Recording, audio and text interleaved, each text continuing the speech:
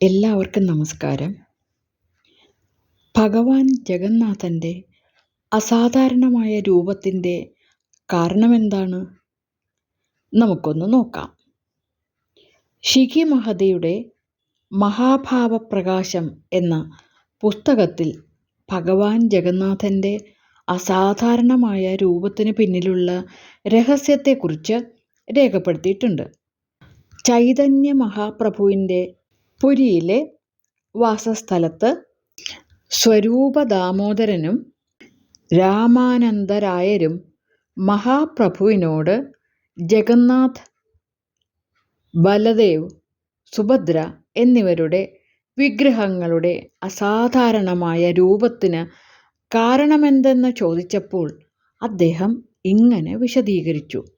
ഒരിക്കൽ ഭഗവാൻ ബലരാമൻ്റെ അമ്മയായ രോഹിണീദേവി ദ്വാരക സന്ദർശിച്ചപ്പോൾ ഭഗവാൻ കൃഷ്ണൻ്റെ ഭാര്യമാർ അവർക്ക് ചുറ്റും കൂടി നിന്നു. വിവാഹത്തിന് മുമ്പ് വൃന്ദാവനത്തിൽ വച്ച് നടന്ന കൃഷ്ണൻ്റെ ലീലകളെക്കുറിച്ച് സംസാരിക്കുവാൻ അവർ ആവശ്യപ്പെട്ടു. കൃഷ്ണൻ്റെ ഭാര്യമാർ പറഞ്ഞു, ചിലപ്പോൾ കൃഷ്ണൻ ഉറക്കത്തിൽ സംസാരിക്കുന്നത് ഞങ്ങൾ കേൾക്കാറുണ്ട്. മധുരമുള്ള സ്വരത്തിൽ അദ്ദേഹത്തിൻ്റെ സുഹൃത്തുക്കളായ ശ്രീധാമൻ്റെയും സുബലയുടെയും അദ്ദേഹത്തിൻ്റെ പശുക്കളുടെയും പേരുകൾ വിളിക്കാറുണ്ട്. ചിലപ്പോൾ അദ്ദേഹം ഓ ലളിത, വിശാഖ, ഓ ശ്രീരാധേ എന്നും വിളിക്കാറുണ്ട്.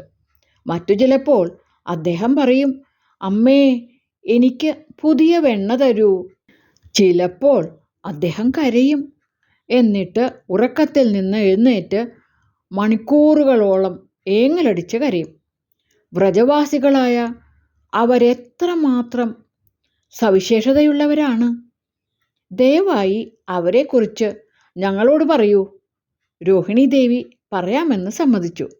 പക്ഷേ കൃഷ്ണൻ അവരുടെ സംഭാഷണം കേൾക്കാനിടയാകരുതെന്ന് രോഹിണി മാതാവ് പറഞ്ഞു. കാരണം അത് കേട്ടാൽ കൃഷ്ണൻ വികാരഭരിതനായിട്ട് വൃന്ദാവനത്തിലേക്ക് ഓടിപ്പോകും.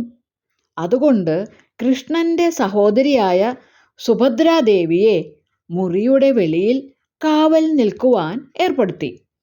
അടച്ചിരുന്ന വാതിലിനോട് കാതോർത്തിരുന്ന സുഭദ്ര വ്രജവാസികളുമായുള്ള കൃഷ്ണൻ്റെ ആശ്ചര്യം ജനിപ്പിക്കുന്ന ലീലകളിലേക്ക് ആകർഷിക്കപ്പെട്ടു. ആ ലീലകൾ വികാരഭരിതമായ സ്നേഹം കൊണ്ട് നിറഞ്ഞതായിരുന്നതിനാൽ കൃഷ്ണനും ബലരാമനും സമീപിച്ചുകൊണ്ടിരിക്കുന്നത് സുഭദ്ര ശ്രദ്ധിച്ചില്ല. വാസ്തവത്തിൽ സുഭദ്ര അത്യാനന്ദകരമായ ഹർഷോന്മാദത്തിൻ്റെ പരമകോടിയിലെത്തിയിരുന്നതിനാൽ തൻ്റെ സ്വന്തം ശരീരത്തിലെ മാറ്റങ്ങളെക്കുറിച്ച് അറിഞ്ഞില്ല.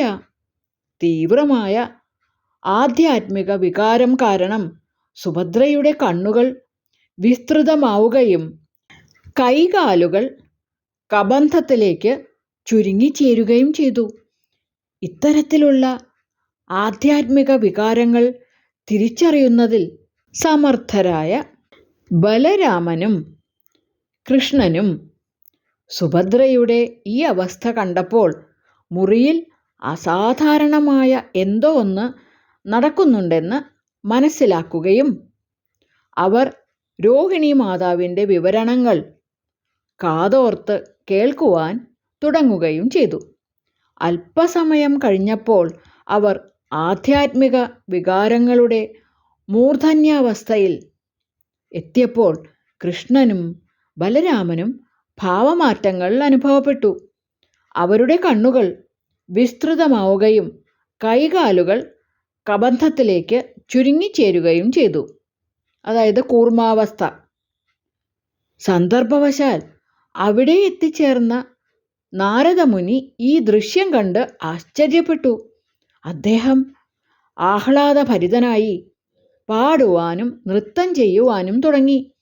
ജഗന്നാഥനും ബലദേവനും സുഭദ്രയും അവരുടെ ബഹിർവർത്തിയായ ബോധം വീണ്ടെടുത്തപ്പോൾ നാരദമുനി ആശ്ചര്യത്താൽ ഉദ്ഘോഷിച്ചു, ഹേ ഭഗവൻ, അങ്ങയുടെ പല അസാമാന്യ രൂപങ്ങൾ ഞാൻ കണ്ടിട്ടുണ്ട്.